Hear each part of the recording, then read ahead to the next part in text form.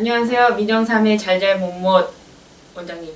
네, 잘한 것은 잘했다고 우리가 칭찬을 하고, 네. 못한 것은 못했다고 냉정하게 비판하고 해야 되는데, 이 정부가 100일이 지나가는데 네. 이제 101일, 102일, 103일 갈면 갈수록 잘한 일은 잘 안 보이고 못한 일만 보여서 저도 참 곤혹스럽습니다. 너무 그냥 문재인 그 정부를 비판만 하는 것 같아서 저 개인적으로도 영 좀 불편합니다. 좀 색안경 끼고 보시는 거 아니에요?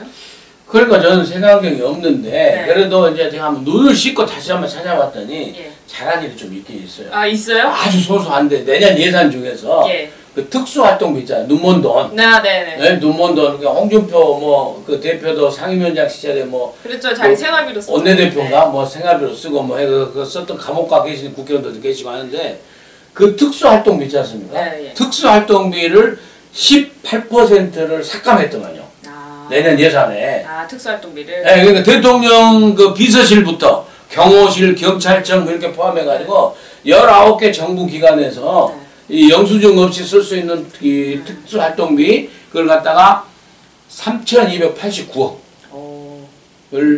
삭감했습니다. 근데 원래 특수활동비라는 게 그 영수 처리 안 하고 하는 그런 예산들을 어쩔 수 없이 줬던 거 아니에요?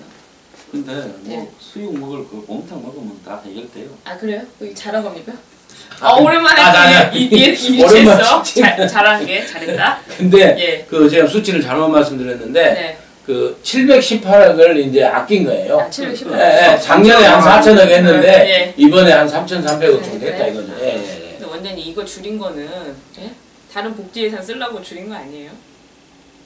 이게 예, 마냥 좋은 뜻만 같진 않은데. 아니, 그래도 작은 돈으로 이렇게 생생내기 좋은 거죠. 아, 그러고요? 정부 예산이 429조에서 네. 700억이면 아무것도 아무것도 아닌데, 아닙니까? 예. 어쨌거나 이걸 갖고 잘못했다고 말할 사람은 없지 않습니까? 그렇죠. 그리고 오랜만에 잘했다. 700억 네. 그 사진 삭감했더라고요. 잘했다. 네. 예. 그럼 못한 건 또 뭡니까?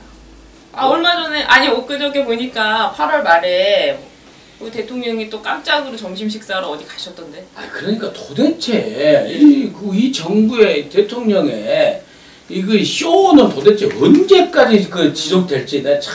그리고 엊그저께 신문의 그 어떤 그 칼럼이 도대체 지금 나라가 어느 때고 대통령이 너무 파한대소를 많이 한다. 친민 그 백성들과 이렇게 가깝게 하는 거 좋지만은, 지금 대통령이 지금 안보 상황이나 여러 가지 경제 상황이나 서민 경제 이런 걸 볼 때 정말 그게 파한대소 할 때냐. 정말 대통령 당선됐다는 그 기쁨 때문에 너무 지금 한 게 아니라는 비판이 있었는데, 네. 그러면서 계속 쇼만 해서 쇼 좀 그만해라 지금 이렇게 나온 얘기 아니에요. 그런데도 또 8월 말일 날 세종시에 가셔서 네. 또 뭐 그 직원 공무원들과 점심 잡섰더만요. 이 식판 들고 또 식사를 하셨더라고요. 식반도 가셨는데 어딘가 좀 하셨으면 좋은데, 그게 뭐냐면은 이제 다둥이 네. 그 3명, 4명, 5명 나는 공무원들을 모아가지고 이렇게 자연스럽게 한다는데, 그게 자연스럽게 한 겁니까 솔직히? 예? 항소장님, 그게 자연스러운 거예요? 다 3명 이상 다 모여라 해가지고 자리 배치해가지고 카메라 배치하고 또 그 쇼 한 거 아닙니까? 아니 공무원이야. 보통 보면 이 공무원들이, 아내가 공무원이면 남편은 그 공무원 이상일 거고, 또 남편이 공무원이면 아내가 또 직업을 가지고 있을 수 있어요. 그렇죠. 그래서 한국에서 보면 중산층의 아주 안정적인 중산층의 보편적인 부분이죠. 그래서 그러니까 지금 이제 애를 낳더라도 지금 저출산이 되는 가장 큰 이유가 뭐겠습니까? 애 한 명을 키우려면 수억이 들어가는데, 그렇죠. 보육. 거기에 감당을 하기가 어렵다라는 거고, 지금 주거가 열악하니까 결혼이 젊은 사람들이 잘 못한다는 거고, 이런 게 문제의 근본 아니겠어요? 근데 살만한 공무원들을 앉혀놓고 다둥이 애 여러 명 낳았다고 이야기하는 게, 애를 3명 놓는다는 거는 감당이 될 만한 재력이나 이런 재정적 수준이 된다라는 걸 의미하는 거예요. 지금 문제는 뭔가 하면 재정적 수준이 감당이 안 돼서 결혼도 못하고 연애도 못하고 집도 못 구하고 그런 어떤 사람들을 대상으로 해야 된다. 이건 타겟민이가 기획을 좀 포인트를 잘못 잡은 것 같아. 그러니까 말이에요. 그러니까 저출산 네. 저출산 대책, 그 다음에 결혼 대책을 갖다가 얘기하기 위한 그런 이벤트 같은데, 그건 잘못된 이벤트죠. 거기 나와서 한 공무원은 5명 낳더만요. 남자 5명 낳더만요. 예, 남자 5명 낳더만요. 그래서 웃고 막 그러던데, 그 정도는 황 소장 얘기하신 대로 다 먹고 살만하게 이미 3명 이상 낳은 공무원들이라니까요. 그하고 저출산 대책하고 무슨 관계가 있어요, 그 이벤트가. 그리고 거기다가 또 대통령께서, 3명 이상부터는 대학을 갔다가 무료로 다닐 수 있도록 임기 내에 제도화 시키겠다는데, 그럼 임기 끝나고 나면 누가 책임져요? 예? 임기 끝나고 나면 3명씩부터는 전부 대학 무료로 이렇게 보낼 수 있도록 해준다는데, 그 재정은 누가 책임지냐고요. 왜 이렇게 저한테 그렇- 그랬어요? 아, 죄송합니다. 근데 너무 전시행정이야. 쇼행정이죠. 쇼행정. 쇼행정이 아직도 지속되고 있는 거예요. 독립유공자 뭐 자녀를 손녀까지 뭐 네, 먹고 살게 해주겠다. 그래 한 달에 뭐 33만 원인가 뭐 얼마 준다며요. 네. 그래가지고 좌우가 뭐 돈만 있으면요 니도 갖고 뭐 다 나눠주면 되는데 지금 쓰는 데는 도산데 나는 이제 버는 이야기를 좀 했으면 좋겠어요. 네. 국가의 이 재력을 어떻게 확보할 거냐. 문 대통령이 돈 버는데도 좀 우리가 옛날에 보면 이 집에 졸부들 자식들 보면 뭐 람보르기니 페라리 타고 다니면서 옆에 뭐 여자 태워서 뭐 야타족 하면서 돈 잘 쓰죠. 클럽 가서 쓰고 그 돈은 어디서 나와요? 저 애비한테 받는 것밖에 더 있습니까? 그 문 대통령이 저렇게 가는 데마다 돈을 해주겠다 하는데 그 돈은 그러면 어디서 나는? 문 대통령 자기 돈입니까? 빚내서 하는 거예요. 그러면 돈을 앞으로 어떻게 이 국고에서 세수를 확보하겠다. 그럼 세수는 한마디로 경제가 성장을 해야 세수가 확보된다. 이 부분에 대한 계획을 좀 해줬으면 좋겠는데 욜로족처럼 오늘 그냥 쓰고 내일은 모르겠다. 이 진보가 30년 집권한다고 큰소리 치는데 이래가 30년 하겠어요? 5년도 못 채우고. 그러니까 제가 비판하는 것은 전적으로 동의를 해요. 맞습니다. 그러니까 제가 비판하는 것이 그거라니까요.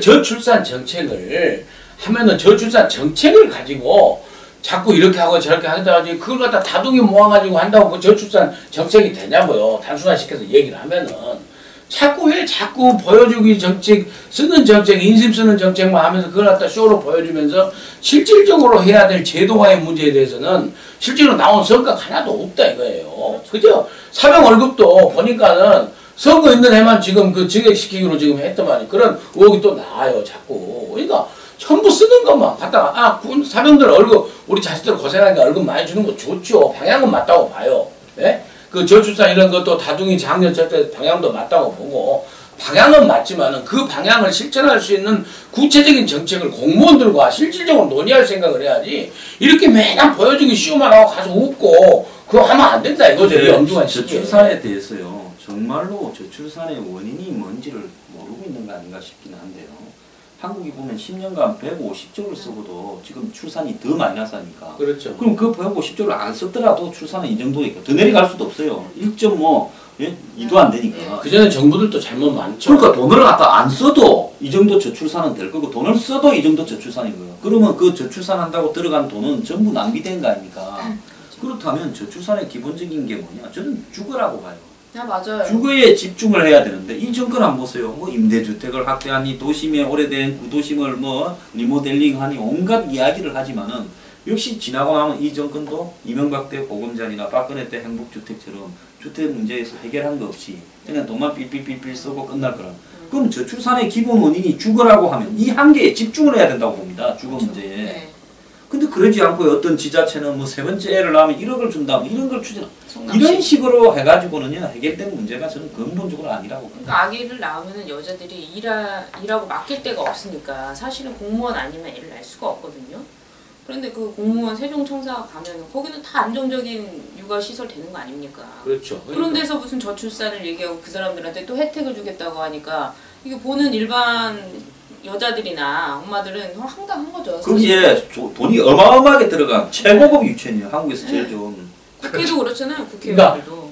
출산, 보육, 그 다음에 교육 이 부분이 다 맞물려 있어요. 그러니까 처음부터 이제 연애, 결혼 할 적에는 그 주거, 집이 있어야 집이. 그 집이 있어야 둘이 만나서 안정적으로 이제 애를 만들 거 아니에요. 좀 안정적으로. 그래서 그럼 출산이 되고 그 출산이 되면 안정적인 주거 공간이 있으면은 옛날에 기차 철도 옆에는 사실 다 그 애들이 많이 나오잖아요. 새벽에 엄마 아빠가 일찍 일어나니까. 그러니까 안정적으로 살 공간이 있으면 엄마 아빠가 자주 만나게 돼 있어요. 그 다둥이가 자연적으로 나오게 돼. 그러면 그 다둥이들을 갖다가 나중에 보육시켜. 직장 출근할 적에 맡길 유치원이라든지 보육원이 또 있어야 되고 또 그 애들이 크면은 교육비를 또 해줘야 돼요. 그러니까 근본적으로 장기적으로 여러 가지 단계별로 이 정책이 그 보완되고 있어야 되는데 그거 없이 그냥 만나서 밥 먹고 이렇게 하면 되냐 이 말이에요. 아니 원장님 주거 부분이 요즘에는 남녀가 결혼하면 남자가 해온다고 뭐 그런 시기가 있었잖아요 예전에. 지금은 뭐 이제 여자나 남자나 똑같이 하겠지만은 그러려면 이제 젊은 친구들이 돈을 벌어야 되는데 사실 지금 일자리가 없는 거 아니에요. 그 솔직히 말하면 네. 이 남자가 한국에 20대 후반 30대 초중반에 비정규직에 있거나 파트타이머를 하거나 뭐 알바를 하거나 하면 결혼할 가능성이 거의 없죠. 그렇죠. 네, 그리고 또 엄두를 못 내죠. 중소기업에 가더라도 뭐 예를 들어서 뭐 최저임금 수준의 월급을 받고 있다면 그 주거를 해결하지는 못하는 못하죠. 거예요. 예. 그렇다면 그런 사람의 부모도 재력이 그 정도밖에 안 될 건데 결국은 결혼이 연애까지만 갔다가 이제 결혼할 때가 되면 깨지는 네. 이런 현상으로서 이 저출산이 될 수밖에 없고 또 없는 사람들은 결혼해도 둘이가 안 쉬고 벌어야 생계가 유지가 되는데 집세 내고 뭐 하면 그러면 출산을 하게 되면 이제 한 사람이 이 여자가 노동력을 쉬어야 상실하잖아요. 네. 그렇기 때문에 이런 어떤 문제들이 다 받쳐 있기 때문에 네. 이걸 갖다가 마치 말이에요 살만한 공무원들 불러다가 앉혀놓고 활짝 웃으면 네. 저출산이 해결될 것처럼 네. 이야기하면요 다둥이가 누가 못 되고 싶어서 못 됩니까? 재벌집이나 준재벌집에 가보세요. 애기 엄청 낮죠. 왜? 너네들은 3명 안 놓으면 이상 재산 안 물려준다 이러니까 막 엄청 낮습니다. 지금 집 문제가 나와서 그렇지. 지난번 한 3주 전인가요?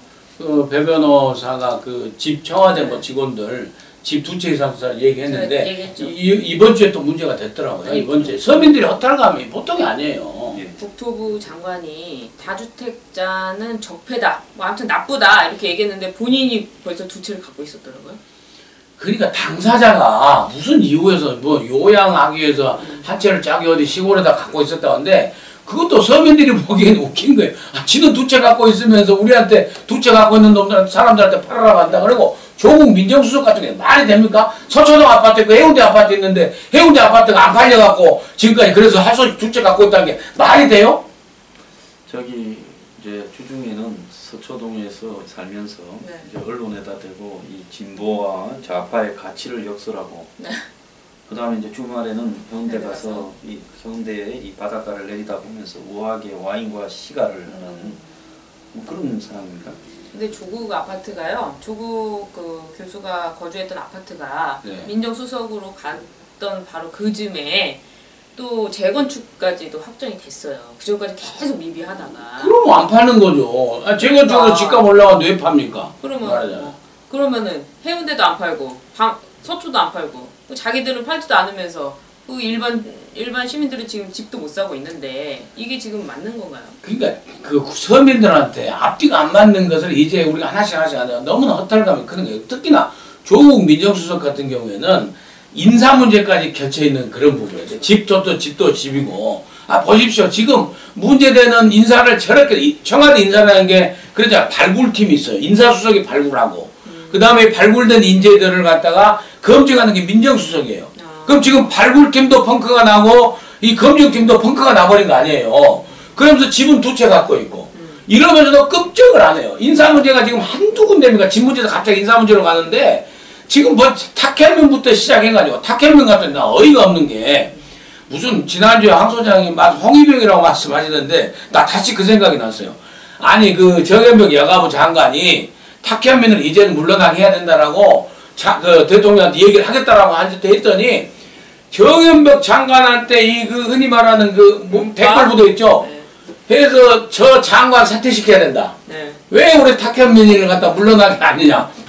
이래가지고 정현벽 장관이 곤혹스럽게 돼 있는 이런 시스템 지금. 기사 봤어요. 그런데 어떤 가치적 이념으로 보면 정현백이 탁현민보다는 훨씬 좌파인데 그렇죠. 그건 사고적 체계를 갖춘 어떤 이 시민운동을 하던 좌파입니까? 그렇죠. 그럼 탁현민이야 뭐 저기 여성을 좋아하고 뭐 그런 이런 네. 어떤 그 솔직히 난란인데 난 저 양반이 좌파인가 아닌가도 잘 모르겠어요. 하고 다니는 걸 보면 그 딴 데 꽂혀 있는 사람 같은데 그런데 이 지금 문바들 댓글을 하는 사람들은 가치 때문에 몰려다니는 거냐 사람 때문에 몰려다니는 거냐 이해관계 때문에 몰려다니는 거냐 몰려다니는 거 엄청 좋아하는데 근데 이 문제는 뭔가 하면요 대통령이 아까 직접민주주의 전에 이야기를 하면서 그렇죠. 촛불 들고 댓글 열심히 써라 했으니 저 아들이 저러는 거 아니겠어요? 나도 방송 나가서 뭐 말하면 몰려와가지고요. 저거 무슨 방통위 어쩌자. 어차피 뭐 방송 그거 뭐 오늘 그만두나 내일 그만두나 별 중요할 것도 없는데 네. 그 쥐꼬리만큼 나가는 방송에도 그 꼴을 못 봐가지고 뭐 말만 하면 댓글로 아주 씹어대고 있어요. 그런데 정말로 이제 이 뭐랍니까 입으로 흥한 자는 입으로 망한다고요. 댓글로 흥한 자는 댓글로 망하게 돼 있는데 이제 많이 묻었을 때 고마워하기 바랍니다. 그러니까 지금 이제 청와대에서 지금 장관급 비서관을 분이 집 두 채, 어떤 분은 한 분은 세 채 갖고 있더만요. 아 그래요? 예, 예. 이제 그런 것도 서민들이 허탈한 건데 그런 것을 전부 이 쇼 이벤트로 그 댓글 부대로 해가지고 막 잘한다 해가지고 여론을 싹 선동해서 이렇게 쭉 가면서 인사들 엉망, 인사 문제 보십시오. 조국 민정수석은요 제 판단은 오늘이라도 책임지고 물러나야 돼요. 한두 명? 안경환 법무, 조대한 노동부, 무슨 누구 해가지고 한 타스가 넘어요. 지금 이효정 헌법, 예? 조대엽, 그 노동부 장관. 박기영이. 예.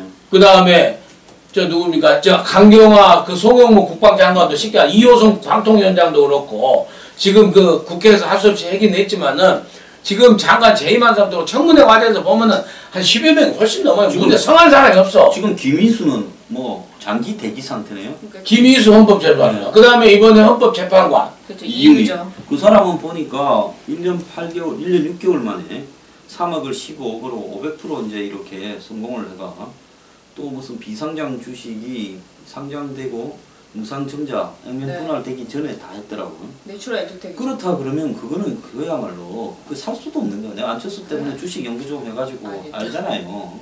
그 다음에 폭등하기 직전에 샀다가 폭락하기 직전에 파는 네. 신통방통한 재주는 오늘 그만뒀는데 네. 이 여자가 보니까요. 검찰 경력이 사법연수원 포함해서 2년이에요. 그럼 검사 임명되자마자 그만둔 거 아닙니까? 네. 그러고는 로펌에 가가지고 온갖 입으로는 민변이니 뭐니 진보니 좌파의 가치를 이야기하면서 딱 벤처 하다가 보면 사고 치는 사람들이 좀 있어요. 왜? 한국의 벤처업 중에 성실히 하는 사람도 있지만은 예. 사자들이 많잖아요. 예. 그러니까 이런 친구들이 이제 상장을 하려거나 뭐 이러면 문제가 될 것 같으니까 예. 뭐 검찰, 입법 쪽의 인맥을 찾아가지고 그런 부분에서 이제 주식을 사실상 헐값으로 네. 이렇게 빼주면서 그걸 갖고 로비용으로 방패막이용으로 쏘면서 뇌물이네. 그 지난번에 진경준. 진경준도 그거 아닙니까? 그렇죠. 뭐 그런 것뿐만 김성관. 아니라 그런 예. 일들이 비일비재해요. 네.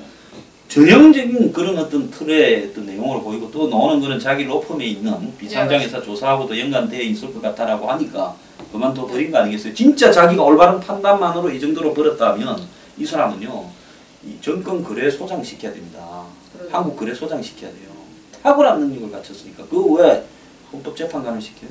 오늘 보니까 인사 문제까지 왔는데 이유정 이 헌법재판소 재판관 후보자가 무슨 자기의 그걸 냈더라고요. 그 입장문을 발표하면서 이 주식 거래가 어떻게 됐는지 쭉 설명을 하는데 내추럴 엔터텍 같은 경우에는 자기 법무법인의 소속 변호사로부터 그 비상장 주식을 샀어요. 사서 이 거래를 시작한 거예요.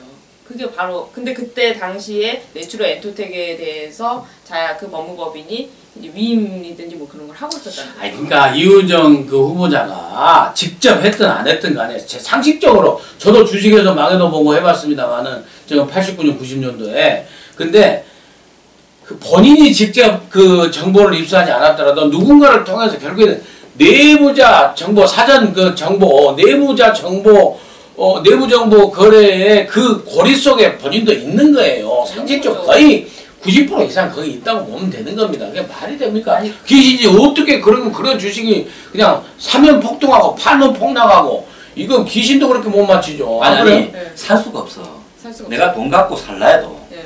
조금 있다가 상장하려고 하고 뭐 호재를 갖고 있고 백수호 때문에 뜬 거 아니에요. 네. 그러다 그렇죠. 가짜 백수호 때문에 또 폭락을 했고 그런 회사의 주식을 살 수가 없어요. 왜냐면 자기들끼리 아름아름으로 오나와 그 갖고 있는 비상장이니까. 사람들끼리만 가지고 있어요. 네. 그거 살 수가 없는데 어디 가서 사?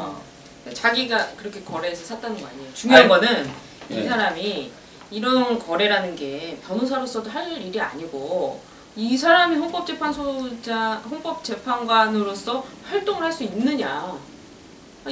자기는 이렇게 해도 되고 남들의 헌법의 위반에 대해서 판단할 수 있는가 이런 의문점이 있잖아요. 의문점이 아니라 안 되는 거죠. 말이 안 되는 상식적으로. 거잖아요. 말이 안 되는 거고. 아니 인권 변호사라면서요. 그러니까 이 도덕적 우월성을 갖고 있는 그 좌파, 그 시민단체 좌파 이런 분들이 다 도덕적 우월성 때문에 우리가 존경하고 다 인정하고 하는 거 아니에요. 근데 뒤로는 전부 다 자기 자식들을 갖다가 특목고 보내고 어디 보내고 나중에 특목고 필요 없다라고 주장하고 또 자기들로 인권 변호사라고 뒤로는 갖다가 서민들 갖다가 결국에 그 증권에서는 개미군단 돈 빼먹는 거 아니에요. 사실 놓고 보면은 기관들은 손해 보지도 않아요. 사놓고 보면은 그러면서 주식 이렇게 해가지고 거의 그 내부자 거래 거의 그 비슷한 그런 거래를 통해서 이렇게 폭리를 취하고 하면서 또 인권 변호사고 겉으로는 다 그 도덕적 우월성을 내세우고 이게 말이 안 되는 거죠. 그리고 이런 사람을 왜 검증을 못했냐 이게 검증을 그리고 이렇게 검증 갖다가 검증에 펑크가 나고 무너지고 완전히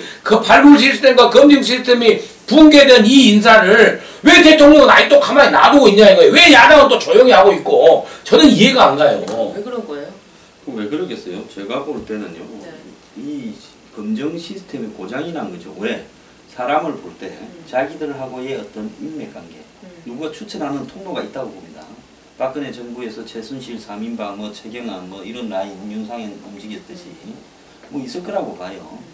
그래서 그 라인에서 추천되면 그때부터는 검증을 하는 게 아니라 문제가 있는 부분은 희석시켜주고 그리고 거기에 대해서 누구도 아닙니다라고 크로스 체크하거나 이견을 제기할 상황이 없는 거죠. 고장이 난 거죠. 그렇기 때문에 자기들이 봤을 때는 이유정이 목소리가 높고 민변이다. 얼마나 이 가치예요. 박성진이 아마 박성진이가 저런 논문을 썼다라는 걸 알았겠지만은 그게 뭐 문제가 되겠냐. 박성진이가 이 정권하고는 깊숙하게 연결된 드러나지 않은 어떤 고리가 있을 거예요. 지역적으로 부산 출신 아닙니까? 부산에서 고등학교까지 나왔잖아요. 나이도 49살밖에 안 됐는데 그걸 장관을 시켜요? 유영진이랑 비슷한 느낌. 예, 그러면 뭔가가 거기에 있는 거죠. 지금 드러나지 않은 부분에. 그런 어떤 부분에서 누가 이걸 하라 했어. 그럼 무조건 해야지. 그럼 하기 위한 이유를 만드는 거지. 안 될 이유를 안 만드는 거고 시끄러운 부분은 그냥 진압을 하면 되는 거예요. 그래서 박성진이 같은 경우는 우리 내부만 진압하면 되니까 야당은 가만히 있을 거니까 뭔 문제가 되겠느냐 해서 그냥 밀었을 거고. 그래서 좌파 매체들이 문제를 제기했지 않습니까? 아까 그 누굽니까 이유정이 같은 경우에는 아니 주식에서 사고 팠는데 이 정부에서도 주식 사라고 무슨 장려해서 세금도 잘 안 매기는데 뭐 문제가 있냐 이렇게 하고 넘어갔을 거예요. 왜? 이유정이 그 민변이나 이 체계에서 가지고 있는 위치나 이런 부분에서는 확실히 자기 사람이라고 생각했을 거예요. 그러니까 아무도 안 되는 이유를 만들어내지 않는 거죠. 그러니까 박근혜 정권에서 최순실이 자은택을 시켜서 뭐 고영태를 시켜서 뭐 이렇게 저렇게 하는 부분이 말도 안 되는 일이 진행돼 버린 것처럼 여기도 지금 그렇게 똑같아요. 똑같아. 예. 원장님 청와대에서 좀 그 아시잖아요. 그러니까, 인사에 대해서 그렇죠. 그러니까 사실은 그 지적하면 어떻게 돼요? 박근혜 정부, 박근혜 대통령, MB 대통령, 그다음 뭐 DJ 대통령 다 그래. 대통령께서 인사라는 게 이래요. 인사를 딱 발굴해가지고 이렇게 올라가면은 이게 다 걸러집니다. 걸러지는데 대통령께서 하명이라고 그래, 하명. 대통령께서 이 사람 한번 해보지? 이렇게 말도 아주 들리나 말랑하게 할 거 아닙니까? 대통령이. 제왕적 대통령인데 이 사람 좀 같이 일해볼 수 있게 해보지 하면은 방금 왕 소장 설명대로 그 사람의 나쁜 것은 다 마사지 해주는 거야. 마사지 해주고 짝 해가지고는 좋은 부분만 부각시켜서 옛날에는 청문회가 없었으니까 다 넘어간 거죠. 이게 청문회가 있으니까 이 정도 이제 붉어지고 이렇게 한 거예요. 그러니까 제왕적 대통령이 이현재 부총리가 어디서 얘기를 했더만요. 이번에 지금 문재인 대통령이 요즘의 국정 운영 방식을 보면서 아무리 제왕적 대통령이라도 대통령이 할 수 있는 국정 전반에 있어서는 30%도 안 돼요. 대통령이 다 하려고 하면 안 되는 거예요. 특히 인사 문제도 그렇고 그것은 시스템에다 맡겨야 된다는 거예요. 내부 행정 시스템, 인사 검증 시스템에 맡기고 그 다음에 국회의 사법행정, 입법행정의 시스템, 사법행정의 시스템에 맡겨야 돌아가는 거예요. 문재인 대통령이 그렇게 한다고 했잖아요. 했죠. 그 국민과 소통하면서. 그건 실질적으로 그렇게 하나도 안 하고 있는 거예요. 그러면서 말로만 협치하고 하는 거지 완전히 독선독주로 가는 거예요. 안 그래요? 그 대표적인 예가 이제 그제 100일 만에 처음으로 여당 의원들을 불러서 청와대에서 밥 먹었잖아요. 며칠 전에.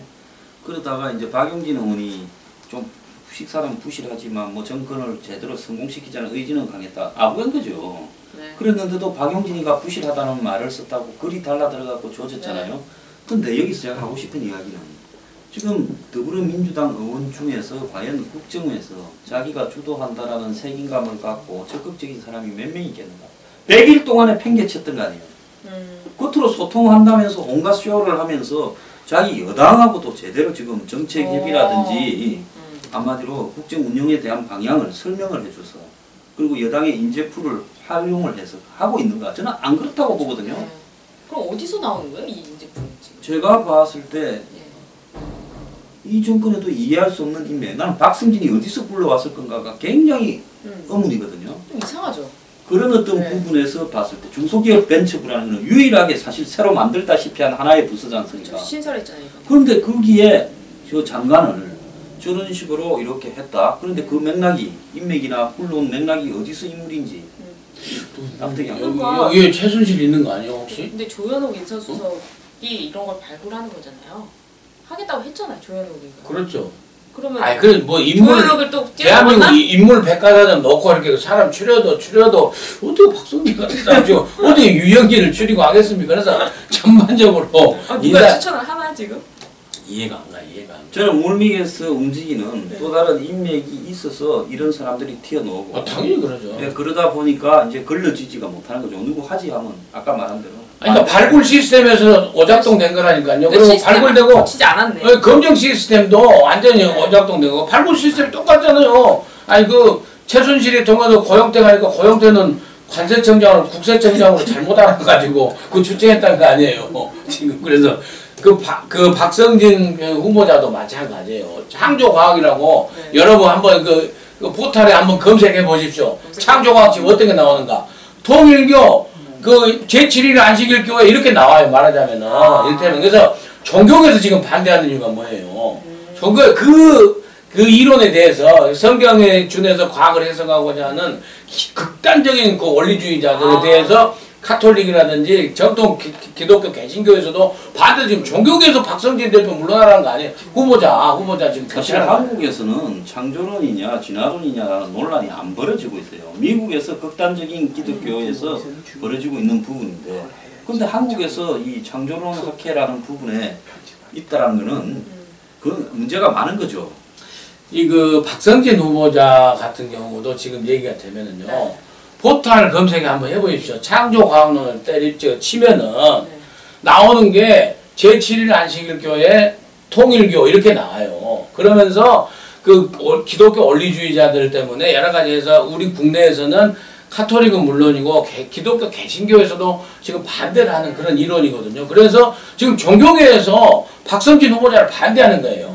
그 다음에 건국 이념도 그렇고 그 다음에 본인의 이제 여러 가지 그 다른 사항도 지금 뭐 아들들 이중 국적 문제도 있고 복잡하냐 부인 탈세 문제도 있고 이런 상황 속을 갖다가 이렇게 지금 그 발굴했는데 도대체 어디서 이런 사람이 왔고 어떻게 이 사람을 계속해서 밀고 가려고 하느냐 이런 문제 지금 보고 있는 거예요. 그렇죠. 예, 창조과학은 사실은 우리 국민들은 잘 모르지만 굉장히 지금 심각해요. 종교계에서는. 그렇잖아요, 황소라님. 그 한국의 기독교계는 무슨 창조론 진화론의 논쟁도 제기하고 있지 않고요. 미국에서 일부 극단적인 기독교 교파에서 이 창조론 밀고 있는 부분인데 한국에서 창조론 학회를 하고 있다, 창조론에 대해서 민다라는 것은 종교적으로 봤을 때 매우 좀 이단에 가깝거나 의문이 있는 사람이죠. 좀 이상하죠.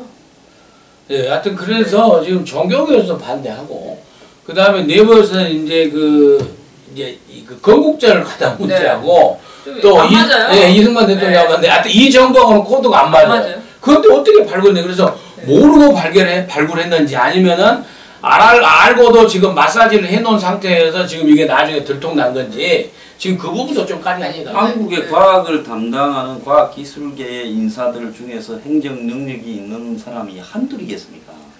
엄청나게 많죠. 근데 왜 하필 거기 중에 저 사람이 포스트코 포항공대 포스텍의 거기에 교수 행거 말고 다른 어떤 경력이나 행정 능력도 학교에서 무슨 맡은 거 말고는 없어요. 일개 교수를 그것도 나이도 어린데 굳이 저런 문제가 있음에도 한 부분은요 저는 어떤 다른 인맥에 의한 어떤 추천 외에는 생각할 방법이 없어요. 아니 원장님, 그게 좀 역설적인 얘기인데 사실 뭐 건국적 논란이나 이런 부분은 오히려 MB 정부나 박근혜 정부랑 좀 인사가 맞는 거잖아요. 그렇죠. 그러면은 이 양반이 정말 그야말로 이 정권의 탕평 인사의 1호가 되지 않을까요? 탕평인사 1호예요. 될까요? 옛날에 보면 김상률이라고요. 교문수석이 있었어요. 박근혜 정부 때. 예, 맞아. 월남전에 대해서 비판하고 의시에 대해서 비판하고요. 굉장히 좌파적 시각을 가진 사람인데 느닷없이 김상률이가 교육문화수석. 교문수석이 됐잖아요. 왜 됐는지 나중에 나왔잖아요. 차은택이하고 관계로 됐다고. 맞아. 그래서 보수단체들이 데모하고 해도요. 인사 그래갖고 다 임명했잖아요. 임명하고 한참 했잖아요. 네. 그러니까 이런 경우에 이상한 인사가 코드하고 안 맞게 갑자기 툭 튀어나오는 거는 그래. 반드시 이너스클에 의한 부분. 그렇죠. 그러니까 청와대 내부에서 교체설이 자진사퇴설이 나오다가 네, 또 바로 싹 들어가고 본인이 또 기자회견을 해가지고 밀고 가는 지금 상황에 네. 대해서 상당히 그 차은택, 김상률 교문수석 상당히 비교되는 인사예요. 예. 그럼 이번 정부에도 어떤 라인이 있을 수 있다 이런 의심을 가질 수 있겠네요. 합리적으로. 네. 그래도 아무튼 인사 시스템에서는 다음 주에도 우리가 또 이 얘기할 부분이 있을 것 같습니다. 뭐 이번 정부 내내 있지 않을까 생각이 드는데 민영쌤의 잘잘못못 뭐 여러 가지 살펴봤습니다. 근데 오늘은 또 잘한 게 하나 있었잖아요. 네. 네, 알겠습니다. 원장님 마무리하시죠. 예, 다음 주에 또 뵙겠습니다.